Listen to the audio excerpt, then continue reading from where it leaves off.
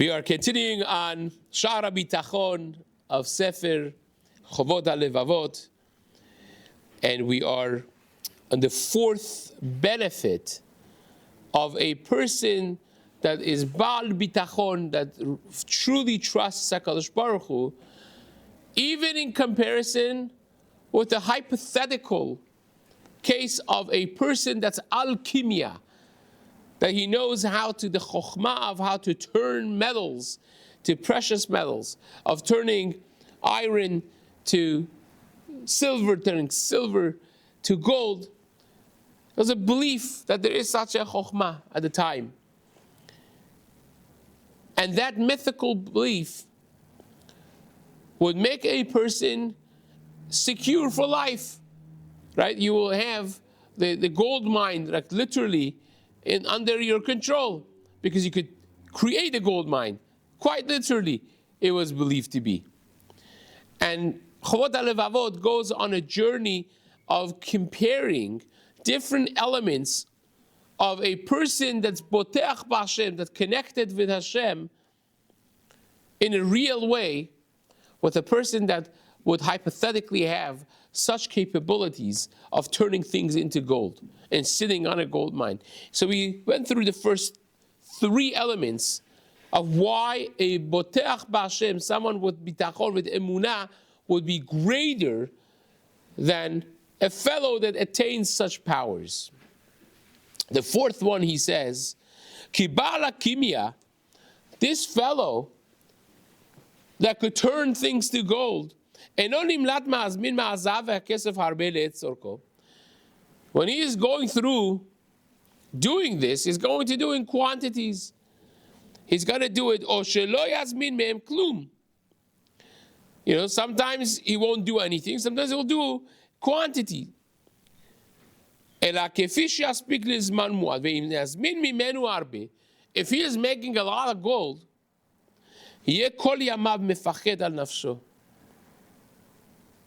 his whole life, he's going to be insecure. He's afraid for his actual life. That he shouldn't lose the gold that he has. The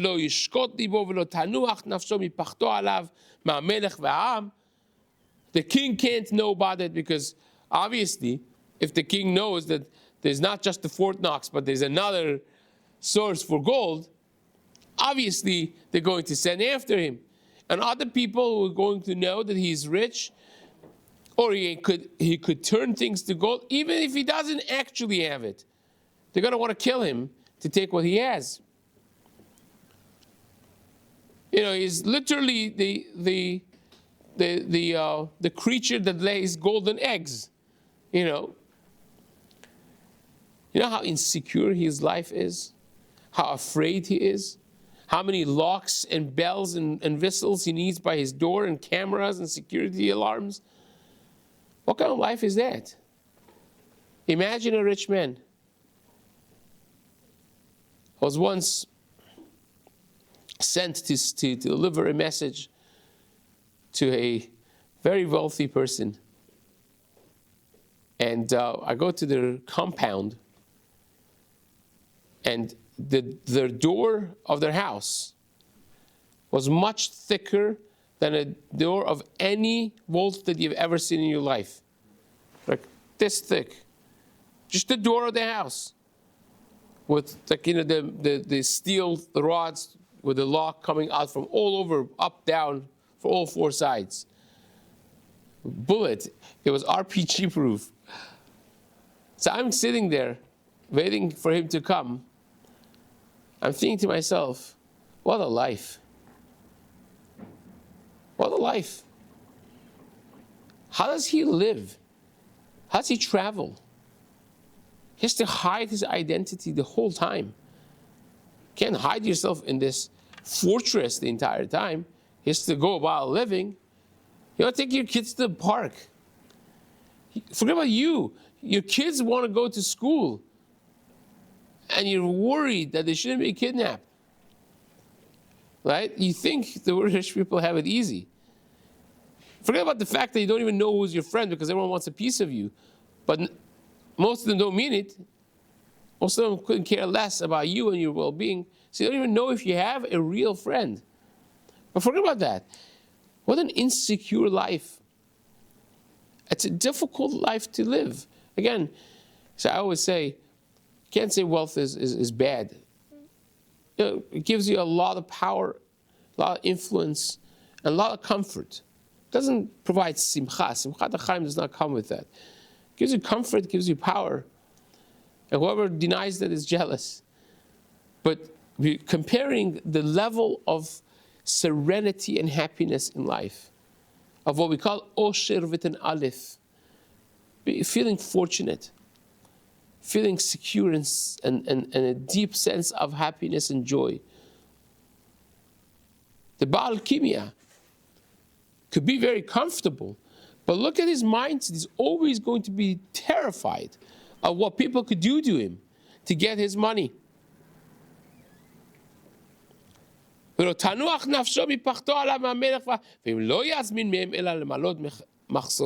what? And if he says, you know what, I'm not going to make a lot, I'm going to just do a little bit. So first of all, people don't know that. Still, he's going to be living in fear. You never know if you're going to be able to do it next time. You need whatever material you need to make this happen, whatever situation you need for this to become a reality. You're not going to always have it. In comparison with someone that is reliant on HaKadosh Baruch Hu, instead of being reliant on this.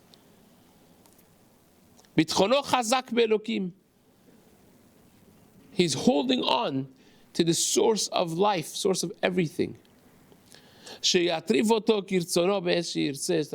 going to give me what I need, when I need it, how I need it, in the best way possible. You know, I was sitting in a group of Rabbanim years ago.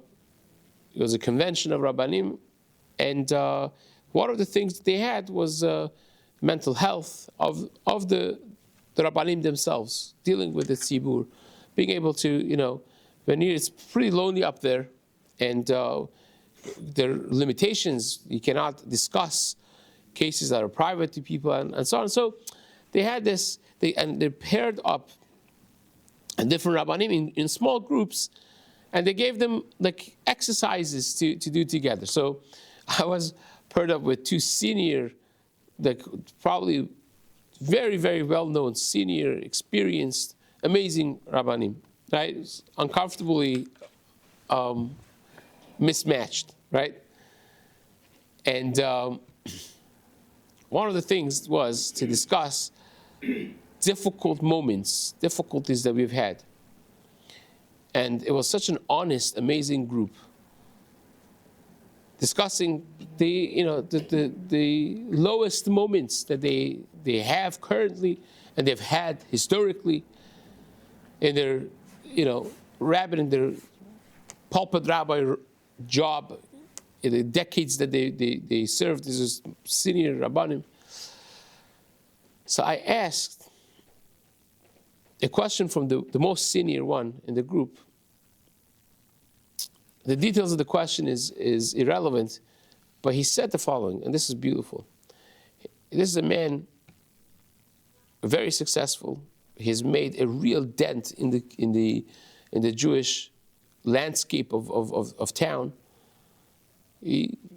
Broad experience from, all the jobs of Klei Kodesh he has had, from a Rebbe to a pulpit rabbi of a very successful kehillah, to creating his own infrastructure, to becoming a Rosh Hashiva, like the whole spectrum.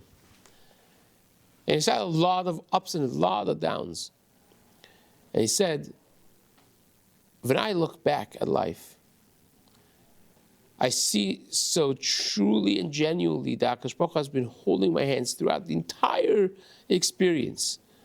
And every experience that I've had has been a solid brick in the building of what I have become,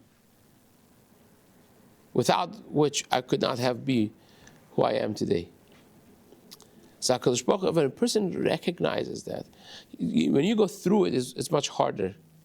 When you're dipping low, low in life, it's much harder to recognize it. It's much harder to see the good in it. But when decades later you look back and say, if this wouldn't happen, if that wouldn't happen, I wouldn't be where I am today. I wouldn't be married to the person I'm married to.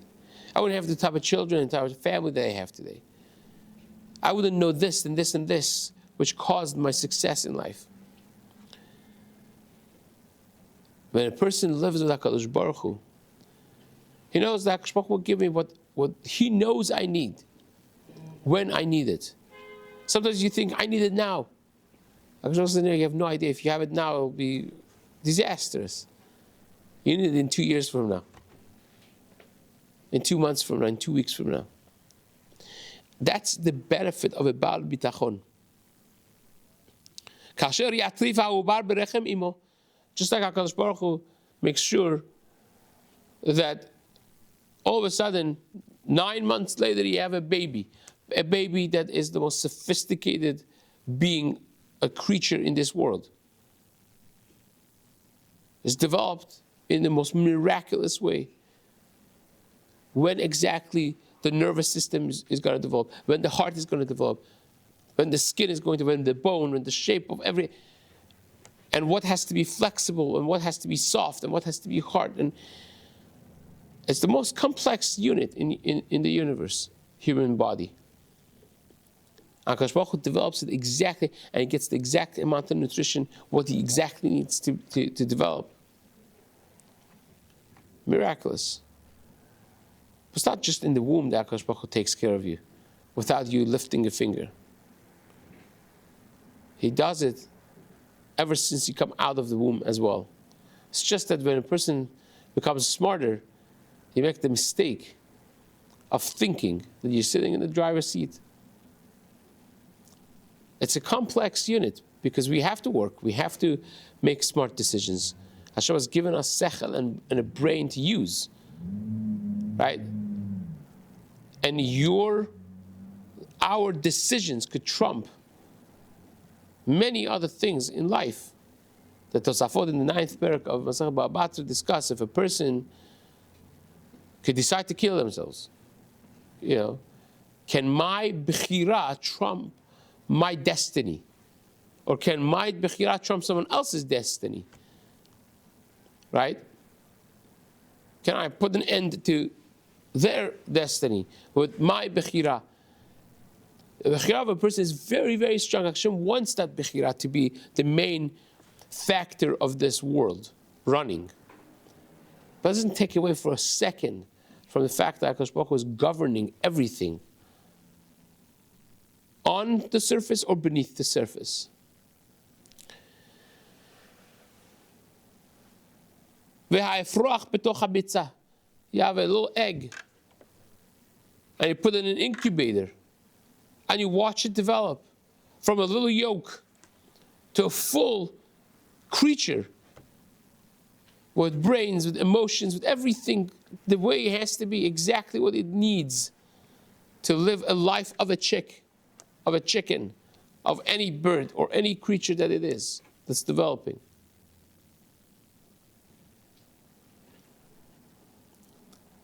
And if it's an egg of a turtle, when he hatches, it knows to come dig out of the ground that it was buried under and heads straight, like he has a GPS, heads straight to the sea.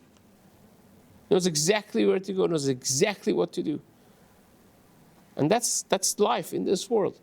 Because HaKadosh Baruch Hu has designed every little detail in the world to be supported the way it has to be when it has to be. And we are going to be less than any other element of the creation. We're the purpose of the creation. When a person lives with that recognition, it's such a liberating recognition. HaKadosh Baruch Hu takes care of me. I don't need alchemia, shema alchemia. Much better to be botech b'Hashem than being a balchemia. אשר אין בה מקום מפודש להיכנס אליו ממנו דבר מחוצה, והעוף באוויר, how it gets oxygen in the egg, right? It's porous. It gets what he needs, and the fish in the water, they have what they need. When I had a little ant with the weakness that he has. ויבשר הטרף מערים תוקפו בקצת הימים.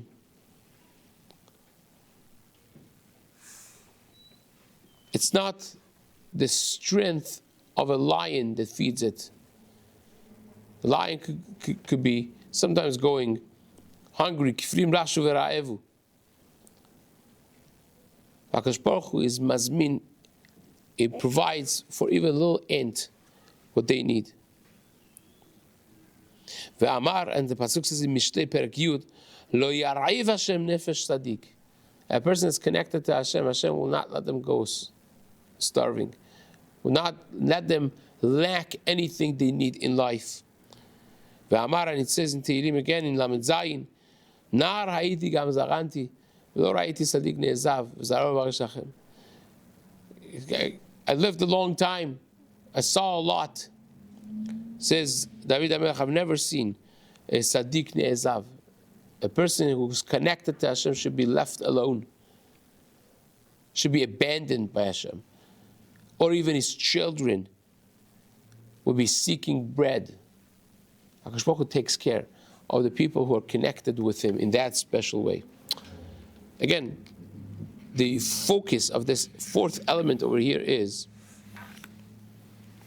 that HaKadosh Baruch Hu, when you have your own riches, it doesn't come with a sense of serenity and security. It actually gives you more anxiety and fear, oftentimes. You don't have the same normal life after you're a billionaire or a millionaire than a regular person has on the street. But the botech b'Hashem, a person that lives Hashem, the most secure. He feels the most reliant, the most secure. Nobody could touch me. Nobody could change my life. Nobody could affect my livelihood.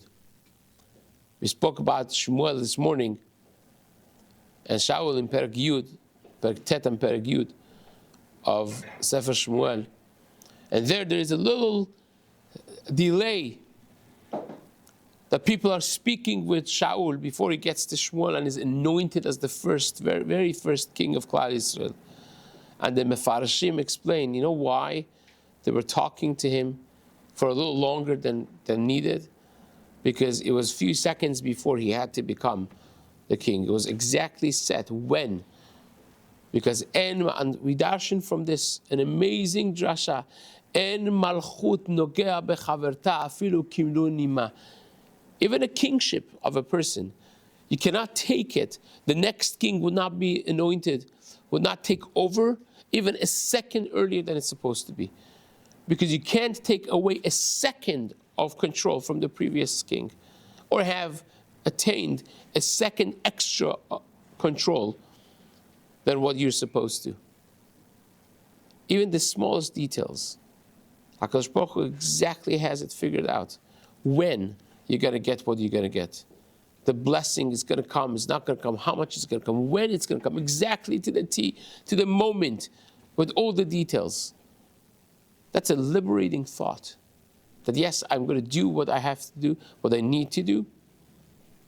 But HaKadosh Baruch Hu is ultimately the one that's running the show, that governs, and the sense of serenity and calm that it gives to a person is unmatched and unparalleled, even with a person that would be alchemia, that's literally a walking Fort Knox, that's sitting on a gold mine.